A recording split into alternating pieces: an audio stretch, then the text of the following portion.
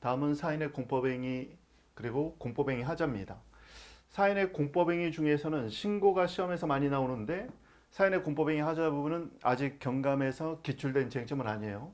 그렇지만 신고 파트는 나중에 사례나 또는 그 사례 말고도 단문으로도 출제가 가능한 부분이니까 알아둬야 됩니다.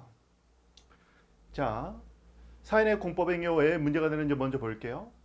공법 관계를 변동시키는 거. 보통 법률 관계의 변동은요, 발생, 변경, 소멸을 법률 관계의 변동이라고 불러요. 법률 관계의 변동. 특히 우리는 공법을 하고 있으니까 공법상 법률 관계의 변동. 변동의 원인과 결과가 있습니다. 법률 관계를 변동시키는 원인을 우리가 법률 요건이라고 부르죠. 그 법률 요건에 의해서 법률 요건을 원인으로 해서 법률 관계가 변동되는 결과를 법률 효과라고 부릅니다. 그런데 법률 관계를 변동시키는 이런 법률 요건은 보통 두 가지로 얘기하는데 대표적인 게 행위입니다. 그리고 두 번째는 사건이에요. 사건 같은 경우는 예를 들면 시효 같은 게 있겠죠. 일정한 기간이 경과되면 제척기간이 경과되면 더 이상 소송을 제기할 수 없다든가, 또는 형성권 같은 경우는 제척기간이 도과되면 소멸해버리죠. 또는 어떠한 권리 자체가 소멸시효, 민법 245조의 시효 취득에 의해서 취득되거나 또는 소멸시효에 의해서 소멸할 수도 있죠. 이렇게 기간 같은 경우는, 기간이나 시효는 사건이 됩니다. 일정한 요건을 갖춰서 기간이 경과하면 법률관계가 변동되죠. 문제는 이 행위인데요.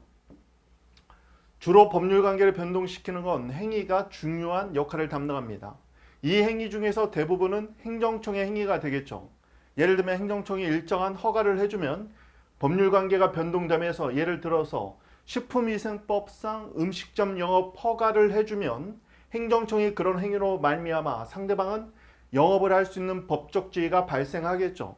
그런데 행정청이 만약에 영업정지 처분을 내리면 일정한 기간 동안에 영업을 할 수 없는 그런 금지 의무, 부작위 의무가 발생합니다. 만약에 영업 허가를 취소하는 취소 행위를 하면 법률관계는 소멸하겠죠. 자, 마찬가지입니다. 지방경찰청장이요, 운전면허를 발급해주면, 이것도 허가죠. 운전면허를 발급하는 면허 처분을 해주면 그 행위로 인해서 운전을 할 수 있는, 자동차를 운전을 할 수 있는 일정한 법적 지위가 발생합니다.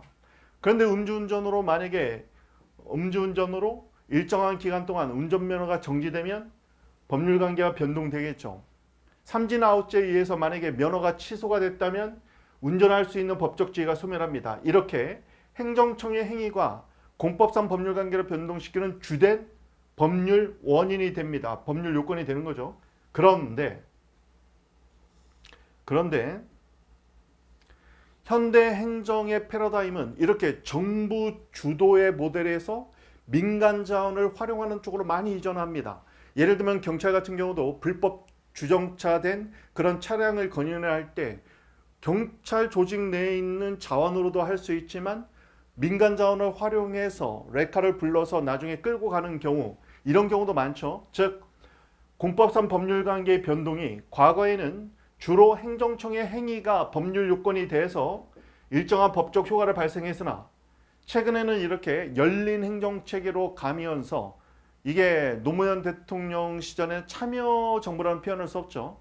이 참여정부라는 게 참여행정입니다. 열린 행정, 참여행정. 그러면서 이제는 사인의 일정한 행위가 공법상 법률관계를 변동시키는 원인인 법률 요건이 되기도 하더라. 그러면서 사인의 행위가 공법상 법률관계를 변동시키는 원인이 될 수 있게 되면서 결국 이 사인은요, 행정의 단순한 객체에 머무르지 않고 행정관계에서 일정한 주도권을 갖는 주체적 지위를 인정받습니다. 그게 바로 사인의 공법 행위, 바로 이 행위죠.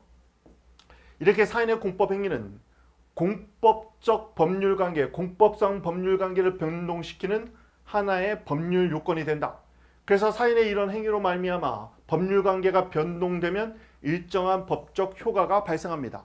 그런데 이런 사인의 공법 행위는요, 사인의 공법 행위만으로 법률 관계가 변동된다면 이것을 자기 완결적 사인의 공법 행위라고 부릅니다. 어떤 교수님은 자족적이라고 쓰는데 여러분은 이 용어를 쓰는 게 좋아요.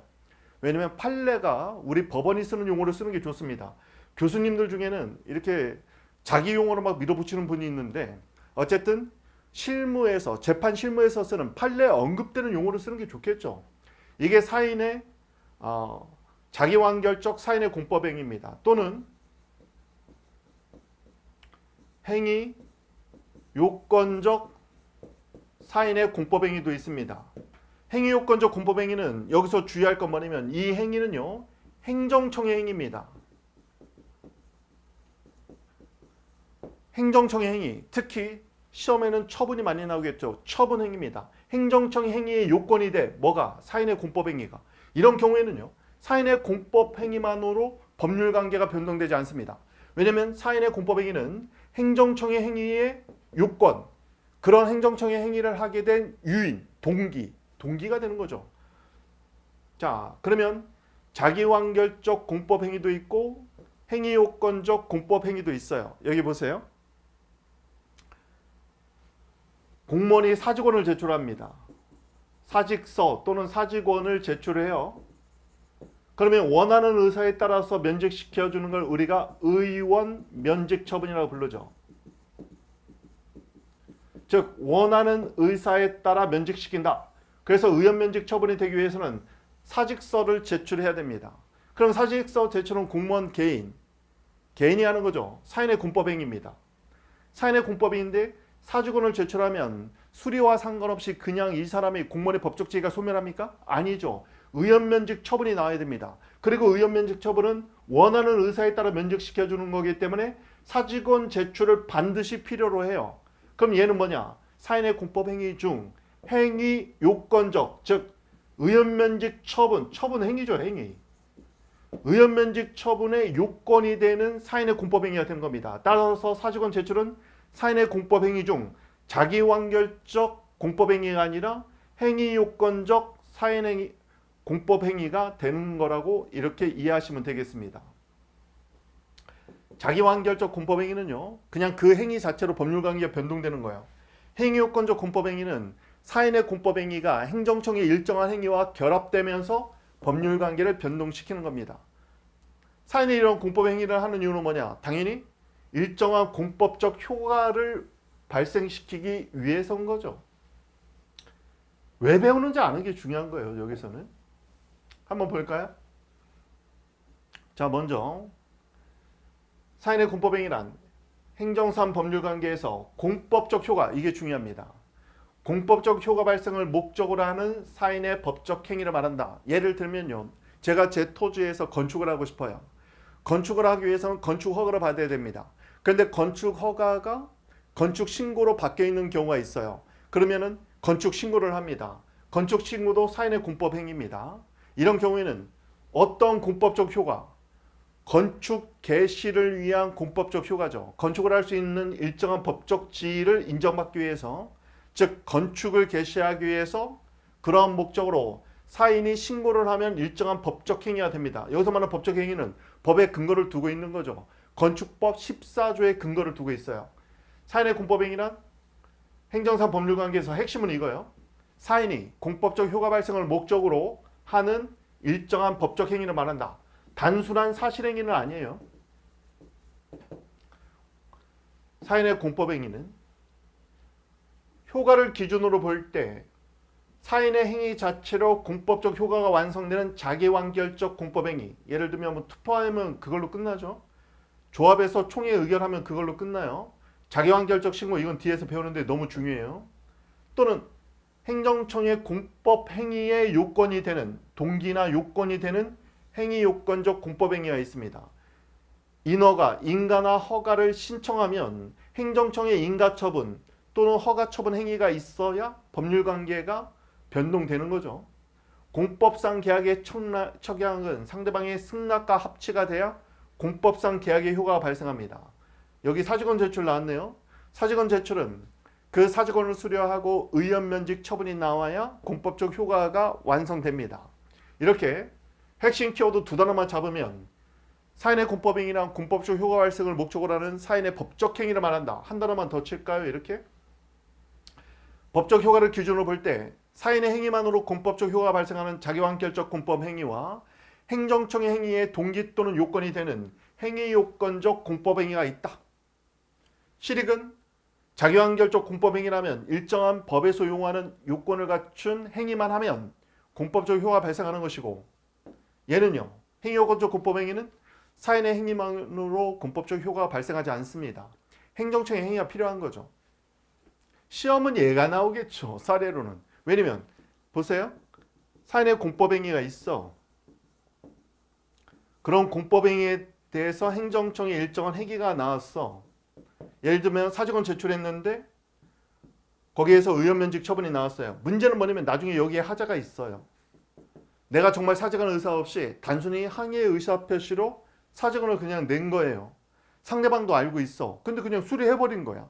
이럴 때 저는 사실은 실제로 사직할 의사 없었어요. 이게 민법에서 비진의 의사표시라고 부르는 건데 민법을 안 배우신 분들도 있을 수 있으니까 나중에 뒤에서 보게 될 겁니다. 그리고 사례 심화학습에 보면은 거기 조문까지 다 있어요. 쟁점 답안지라는 책이 있습니다. TRS에서 나온 쟁점 답안지가 있는데 이 책은 지금 우리가 하고 있는 실전 논점과 다르게 사례에 최적화되어 있는 교재예요. 이거는 나중에 실전 사례를 풀기 이전에 사례풀이 대비를 위한 교재로서 나중에 훈련을 할 겁니다. 여기는 민법 규정 이런 것도 다 써 있어요. 자, 이렇게 사직원 제출을 했는데 하자가 있어. 그러면 이때 행정청의 행위를 어떻게 볼 거냐? 이 얘기입니다. 이건 나중에 사례 문제로 행정고시에서는 2번이나 시험이 나왔어요. 그럼 경찰도 사직원 제출할 수 있는 거죠. 사직원을 제출했더니 의원 면직 처분을 했어요.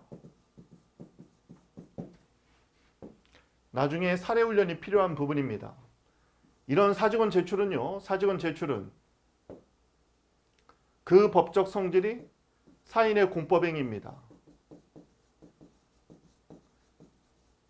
그 중에서도 자기완결적 공법행위가 아니라 행위요건적 사인의 공법행위입니다. 의원면직 처분은요. 행정청이 일방적으로 결정하니까 처분이긴 하지만 상대방의 신청이나 동의를 요해요. 이런 걸 우리가 나중에 보면은 쌍방적 행정행위라고 부릅니다. 이건 뒤에서 나와요. 쌍방적이라는 말은 뭐냐면 상대방의 신청이나 동의를 필요로 합니다. 신청이나 동의가 없으면 이 처분은 그냥 무효예요. 신청이나 동의가 필요하긴 하지만 행정행위, 즉 처분인 이유는 뭐냐면 상대방이 신청 동의를 하지만 결국 일방적으로 행정청이 결정합니다. 내용은 일방적으로 결정이 이루어져요. 그래서 처분입니다. 자, 공무원을 임명합니다. 임용처분, 임명처분을 해요. 상대방의 임용해 주세요. 신청, 동의가 반드시 필요하겠죠. 그렇지만 임명을 할지 말지는 결국 행정청이 그 내용을 일방적으로 결정합니다. 그래서 공무원의 임용이 가장 대표적인 쌍방적 행정행위예요. 의원면직 처분도 그 처분은 일방적으로 이루어지니까 처분이긴 하지만 의원, 원하는 의사, 상대방의 신청 동의를 요구하기 때문에 쌍방적 행정행위입니다. 쌍방적 행정행위는 신청이나 동의가 필요한데 만약에 신청이나 동의가 무효면 처분 자체가 무효가 돼요. 그렇다면 보세요. 갑 경찰관이요. 항의 의사 표시로 사직원을 제출합니다. 그렇지만 정말 사직할 의사가 없었어요. 그런데 인사권자가 이거 수리해가지고 그냥 의안면직 처분을 해버립니다. 그러니까 경찰이 다급한 목소리로 얘기하죠. 잠깐만. 알잖아요. 그냥 한 번씩 의뢰 제가 이거 사직서 품에 넣고 다니다 빼는 거. 경찰하면서 너무 힘들 때 한 번씩 뺀 거 아시면서 왜 이걸 가져가서 주세요. 아니야. 오늘은 나 부부싸움에서 기분 나빠. 그냥 네 사직서 이거 수리해버릴 거야. 그러면 이 사람이 주장하는 건 뭐냐면 이 사직서 제출은 나의 진짜 의사가 아니다. 이걸 비진의 의사표시라고 불러요. 나의 진정한 의사가 아니기 때문에 얘가 무효다. 얘가 무효가 되면 신청 동의가 없는 게 돼버리죠. 신청 동의가 없으면 쌍방적 행정행위인 의원면직 처분도 무효가 됩니다. 그래서 중요한 쟁점은 뭐냐면 민법 107조 1항 단서에서 말하는 비진의 의사표시 무효 규정이 준용되느냐? 적용되지 않는다는 게 판례입니다. 이건 조금 이따 뒤에서 배울 거예요. 어렵죠. 왜냐면 민법 자체가 어려워요. 나중에 뒤에서 할 겁니다. 근데 시험에서 많이 나오는 쟁점이에요. 나중에 보게 될 겁니다. 자, 적용법규를 볼까요? 사인의 공법행위에 관해서는 일반법이 없어요. 사인의 공법행위도 일정한 의사표시를 담고 있는데 그래도 여러분은 형법은 하니까 의사표시 이런 것들은 아시죠? 그리고 차고, 뭐 사기, 강박 이런 건 아시잖아요. 일반법이 없어요. 개별법에서 규정하고 있고 이런 사인의 의사표시에 관해서 일반 규정이 없을 때 결국 민법이 적용이 됩니다. 사인의 공법행위에서 의사표시 하자는 의사표시 하자를 규정하고 있는 게 민법 107조부터 110조까지죠. 이건 한번 나중에 찾아보세요. 민법 107조부터 107조 비진의 의사표시 진의가 아닌 의사표시죠. 시험은 이것밖에 안 나와요. 108조, 109조, 110조 얘네들은 거의 안 나온다고 보시면 돼요. 통정한 허위 의사표시 그리고 차고, 사기, 강박 시험은 얘밖에 안 나온다. 지금까지 그래왔어요. 판례도 그렇고. 의사표시 규정이 유추 적용됩니다. 여기서 유추 적용된다는 말은 성질에 맞게 수정될 수 있다는 걸 의미합니다. 성질에 맞게 수정돼서 적용한다는 게 유추 적용이에요. 또는 준용한다고 부르죠. 여기 나오네요. 드디어. 민법 107조 1항. 자, 민법 107조 1항 비진의 의사표시입니다. 이건 좀 어려우니까 설명을 좀 해드려야 돼요. 민법 107조 1항 본문 단서, 다만이 단서죠. 비진의 의사표시는 원칙적으로 유효합니다. 왜냐? 거래 안전 때문에 그렇죠. 이런 거래 안전을 우선시하는 것을 우리가 뭐라고 부르냐면 보통은 표시주의, 표시된 대로 법적 효과를 부여하는 표시주의 또는 객관적으로 표시된 대로 효력을 부여한다고 해서 객관주의라고 부릅니다. 민법은 이런 거래 안전을 중시하기 때문에 표시주의에 많이 기울어 있죠. 그런데 단서에서는 이런 비진의 의사표시를 상대방이 알았거나 알 수 있었다면 이때는 예외적으로 무효로 한다는 겁니다. 상대방이 알았거나 알 수 있었을 때, 악의가 있을 때 이럴 때는 무효로 한다. 여기는요, 어떻게 보면 상대방의 의사를 중요시하는 거죠. 그래서 이런 부분은 표시주의의 반대가 의사주의죠. 의사주의는 이런 개인의 의사는 객관주의가 아니라 주관주의죠.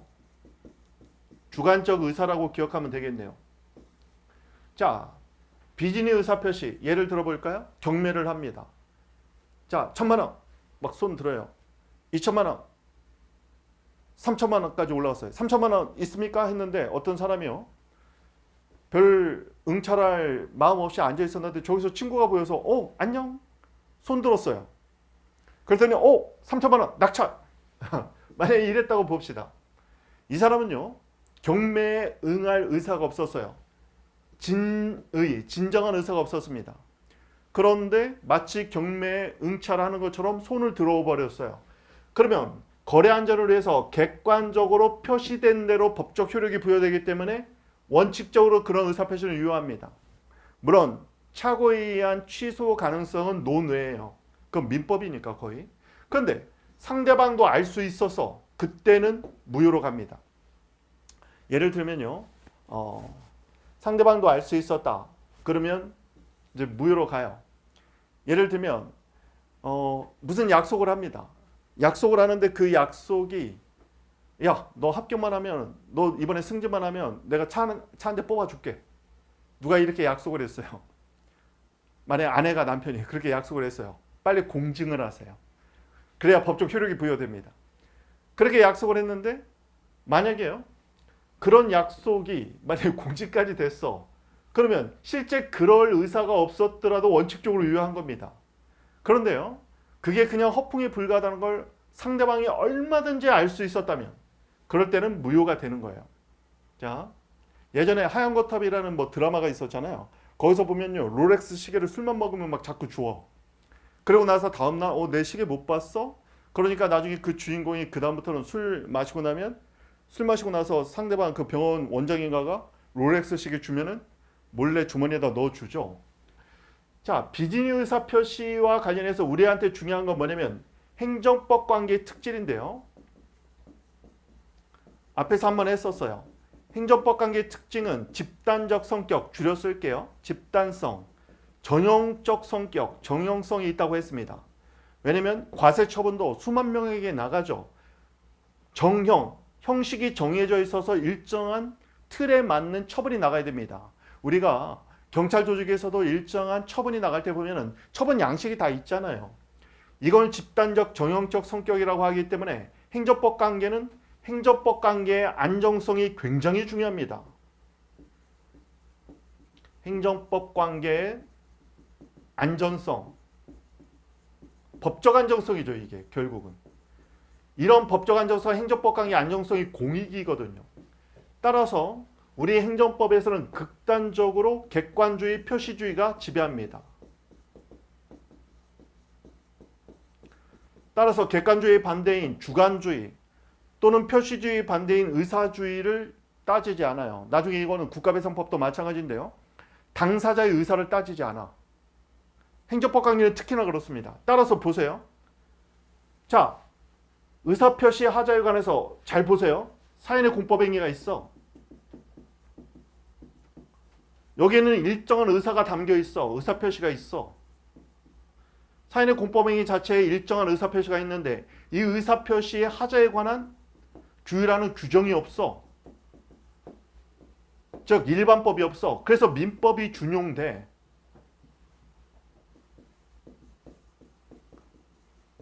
그런데 준용이라는 건 성질에 맞게만 준용될 수 있기 때문에 민법 107조 1항 본문. 본문은 뭐예요? 거래 안전을 위해서 표시주의, 객관주의 규정이죠. 얘는 적용될 수 있는 거야.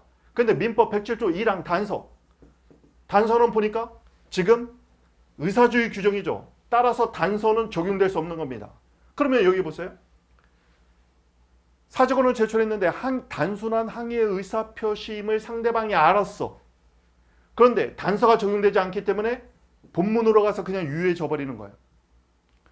자, 만약에 민법 107조 1항 단서가 준용된다면 무효가 됩니다. 그렇지만 단서가 준용되지 않는다면 본문으로 가서 유효가 되는 거예요. 자, 볼게요.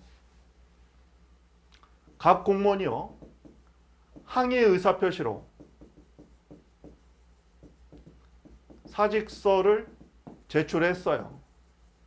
그랬더니 임명권자인 을행정청이 수리하고 의원면직 처분을 합니다. 이때 을은요. 단순 항의임을 알았어요. 자, 이때 갑이 주장하는 건 단순 항의 의사표시이기 때문에 비진이 의사표시를 주장합니다.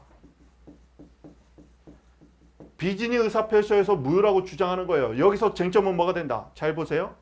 쟁점은 다툼이 있는 거죠. 쟁점은 갑이 주장하는 비진이 의사표시와 관련해서 민법 107조 1항 단서. 이게 뭐예요? 비진이 의사표시 무효 규정이에요. 왜냐하면 본문은 유효니까. 이 규정이 적용될 수 있겠느냐? 여기에 쟁점이란 말이야. 적용될 수 있겠느냐? 다수월 판례는 부정합니다. 행정법 관계의 특징에 반하기 때문에 부정설을 취해요. 소수설에서 긍정을 합니다. 자, 그러면 결론이 어떻게 바뀌는지 한번 보세요. 판례에 따라서 부정을 하면 비진의 의사표시에 관한 단서가 적용되지 않아요. 그러면 비진의 의사표시였더라도 사직원 제출은 유효해집니다. 그러면 의원면직 처분도 얘는 유효해지고, 이 부정설에 따르면 사직서 제출 유효, 면직 처분, 의원 면직 처분 유효가 됩니다. 유효. 그런데 만약에 소설처럼 민법 107조 1항 단서에 비진의 의사표시 규정이 준용이 된다면 사직서 제출은 무효가 돼버려요. 상대방이 알았거나 알 수 있었으니까 사직서 제출이 무효가 되면 의원 면직 처분도 같이 무효가 돼버립니다. 결론이 완전히 바뀌었죠. 즉 민법 107조 1항 단서가 적용이 된다면 소수설, 그러면 사직서 제출은 무효가 돼버리고, 이런 사직서 제출이 무효가 되면 행위요건적 공법행위가 무효가 되면 행위요건적 공법행위에 근거한 행정청의 일정한 처분도 같이 무효가 돼요. 그렇지만 만약에 여기처럼 부정설을 취하면 민법 107조 1항 단서의 비진의 의사표시 무효 규정이 적용되지 않으므로 사직서 제출은 유효가 됩니다. 그리고 이에 따른 의원 면직 처분도 유효가 돼요. 결국 면직 처분이 유효가 될 거냐 무효가 될 거냐가 지금 결정이 되는 거죠. 결론이 이렇게 바뀐단 말이야. 이렇게 결론이 바뀌는 걸 우리가 쟁점이라고 부르는 거예요. 결국 민법 107조 1항 단서 비진의 의사표시 무효 규정이 적용이 되면 사인의 공법행위로서 사직원 제출은 무효가 되고, 이에 근거한 의원 면직 처분도 무효가 되는 거예요. 그런데 다수월 판례에 따라서 민법 107조 1항 단서 비진의 의사표시 규정 무효 규정이 적용되지 않는다면 상대방이 알았거나 알 수 있었어도 비진의 의사표시 자체는 그냥 유효가 돼버려요. 본문처럼. 유효가 되면 유효한 사인의 공법행위에 따른 의원 면직 처분도 같이 유효가 됩니다. 따라서 언제 권리구제가 되는 거예요? 긍정설을 취하면 의원 면직 처분에 의해서 공무원의 법적 지위, 신문 자체가 소멸할 텐데 이게 무효가 되니까 긍정설을 취하면 국민의 권익구제가 됩니다. 그런데 부정설을 취하면요, 행정청의 처분 자체가 유효하게 존속하겠죠. 그러면 이런 경우에는 법적 안정성, 즉 행정법 관계의 안정성, 즉 공익에 이바지하는 거예요. 권익구제는 사익이죠. 왜냐하면 처분은요, 유지가 되는 것이 법적 안정성에 기여하는 겁니다. 처분 자체는 유지가 되는 것이, 왜냐하면 처분은 항상 공익 목적으로만 발령할 수 있어요. 여러분이 행하는 모든 경찰 행정 작용, 모든 공권력은 항상 공익을 목적으로 합니다. 따라서 공익을 목적으로 나오는 이러한 처분 자체가 유지되는 것이 행정법 관계의 안정성으로 봅니다. 자, 결국 국민의 권익구제가 되느냐, 아니면 처분의 효력이 존속되면서 법적 안정성, 즉 행정법 관계 안정성을 도모하느냐, 많은 것들이 달려있죠. 이게 사례 문제예요. 이런 사례 훈련을 하고 나서 실제 관련된 문제를 풀어봐야 됩니다. 자, 민법 107조 1항 단서가 적용될 수 있겠느냐 볼까요? 사인의 공법행위 의사표시가 비진의 의사표시에 해당되는 경우 민법 107조 1항 단서까지 써줘야 돼요. 행정법 관계 준용 가능한지 문제가 되는데, 행정법 관계의 안정성을 유지하려면 처분은 항상 유효해야 돼요. 그리고 제3자의 신뢰를 크게 침해하지 않는 경우 민법 107조 1항 단서도 준용된다는 긍정설도 있으나, 행정법 관계의 특징인 단체적 성격, 정형적 성격이 강하게 요구되는 행정법 관계의 특수성에 비추어서 민법 규정 중 의사주의에 관한 규정인 이런 민법 107조 1항 단서, 여기서 의사주의 규정이 뭔지 방금 설명드렸어요. 공법적 원리에 맞게 수정돼야 돼. 이게 준용이죠. 수정 또는 변경돼야 하므로 부정설이 타당하다 보고 이게 다수월 판례입니다. 그렇지만 답안지에 쓸 때는 긍정설에 따른 결론도 소개는 해줘야 돼요. 판례도 전역 신청의 의사표시가 비진의 의사표시라 하더라도 무효법리를 선언한 민법 107조 1항 단서는 성질상 사인의 공법행위는 적용되지 않으므로 결론은 뭐예요? 그러면 전역 신청의 의사표시가 유효하고 전역 신청에 따른 전역 처분도 유효한 겁니다. 이거는 5급 공채에 출제가 됐어요. 여군이 전역 신청을 했던 사안인데 이거는 나중에 조금 어려우니까 실제 사례를 풀 때 한번 접근하면 되겠어요. 나중에 쟁점 답안지 사례 심화학습에서 타시험에 나왔던 이 문제도 풀어봐야 됩니다. 자, 다음은 행위요건적 공법행위 하자가 후행행위에 미치는 효력을 한번 봅니다. 행위요건적 공법행위의 대척점에 있는 것은 자기완결적 공법행위였죠. 행위요건적 공법행위는 행정청의 단순 동기가 되는 경우와 처분 행위의 행위 요건이 되는 경우도 있어요. 자, 사인의 공법행위가 행정행위의 단순 동기일 때는 행정행위 효력에 아무런 영향을 미치지 않습니다. 그렇지만 행정행위 처분의 전제 요건이 돼서 필수적인 요건이 될 때는 사인의 공법행위에 하자가 있으면 행정처분에 일정한 영향을 미칩니다. 단순 동기일 때, 자 볼까요? 제가 집에 들어가는데 집 근처에 보니까 어떤 검은 비닐봉투가 놓여져 있어요. 그래서 가까이 보니까 누군가 음식물 쓰레기 분리수거를 하지 않고 함부로 버려놓은 거예요. 이렇게 무단 투여 같은 거 하는 경우가 상당히 있죠. 그래서 제가 전화를 합니다. 자, 관련 부서에 전화를 하면서 신고를 해요. 여기 보니까 쓰레기 무단 투기한 게 있는데 이거 좀 와서 수거해서 어느 집에서 나왔는지 좀 추적을 해서 과태료 부과처분을 해야 될 것 같아요. 제가 행정법을 가리키는데 이런 건 인정할 수가 없네요. 아, 그렇습니까? 예, 잘 접수했습니다. 관련 공무원이 출동해서 현장 조사를 할 겁니다. 이렇게 안내를 받았어요. 그래서 공익신고를 했다고 기분이 좋아서 올라왔습니다. 올라와서 아내한테 얘기를 해요. 내가 이러이러한 일이 있어가지고 내가 신고를 했어. 그때 아내가 갑자기 얼굴이 하얀해져요. 그거 우리 집에서 나온 건데 왜 그걸 거리에다 버려? 아니 잠깐 놓고 지금 나중에 치우려고 한 거였는데 지금 신고하면 어떻게 해? 그거 나중에 분리수거 하려고 잠깐 지금 놔두고서 다른 거 지금 가지러 올라온 건데 그러면 제가 다시 전화해서 아까 신고한 사람인데요. 그 신고 없던 걸로 할게요. 안 통해요. 왜? 그런 경우는 현장 조사를 통해서 쓰레기 무단 투기에 관한 일정한 조치를 취하는데 그 신고는 단순 동기에 불과합니다. 이런 단순 동기에 불과하기 때문에 단순 동기에 불과한 사인의 공법 행위는요. 그 의사표시에 하자가 있더라도 후행 처분에 결정적인 어떤 요건은 아니거든요. 이거는. 왜냐하면 이런 신고 없더라도 자발적으로 행정청에서 인지사건으로 얼마든지 일정한 조치를 취할 수 있기 때문입니다. 그런데 이와 달리 사인의 공법행위가 행정행위, 즉 처분의 전제 조건이 되는 경우가 있어요. 즉 사인의 공법행위 없이는 절대로 처분이 나갈 수 없는 경우가 있습니다. 예를 들면 의원면직 처분은요. 사정원 제출 없이는 의원면직 처분 자체가 있을 수 없는 거거든. 그런 경우를 의미하는 겁니다. 그러면 사인의 공법행위 하자가 있으면 후행처분에 어떤 영향이 있느냐? 일설. 사인의 공법행위가 무효면 후행처분도 무효가 되고 단순 위법사유면 원칙적으로 후행처분은 유효하다고 봐야 된다. 왜? 처분은요. 이건 굉장히 고건적 작용이야. 사인의 의사표시에 착오가 있다? 하자가 있다? 이걸로 처분 자체의 효력을 좌지우지하는 건 공법관계의 안정성을 깨뜨립니다. 게다가 우리는 대륙법계의 전통에 따라서 사법과 공법을 이원하고 있어요. 그래서 공사법 이원주의라고 부르죠.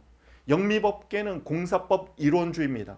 우리는 대륙법계의 전통에 따라 공법과 사법이 이원화되어 있어요. 특히 공법은요. 사법의 특별법적인 지위를 갖습니다. 왜냐하면 사법이란 사적 법률관계를 규율하는 법이죠. 사익보호를 목적으로 합니다. 공법은 공익 목적으로 공익을 보호하는 것을 1차적 목적으로 해요. 그러다 보니까 공법적 규율이 사법적 규율보다 우선하기 때문에 공법은 사법의 특별법입니다. 따라서 공법에 의해서 강제집행이 가능하면 민사상 강제집행은 안 돼요. 이렇게 공법은 사법의 특별법적인 지위를 갖고 있고 양자는 이원화되어 있는 것이 원칙입니다. 물론 사법이 공법에 들어오기도 하고 공법이 사법으로 넘어가기도 합니다.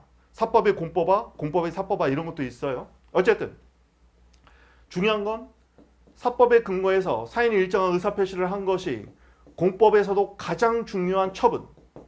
처분은요, 나중에 보면 공정력이 인정돼요. 법적 안정성을 우선시합니다.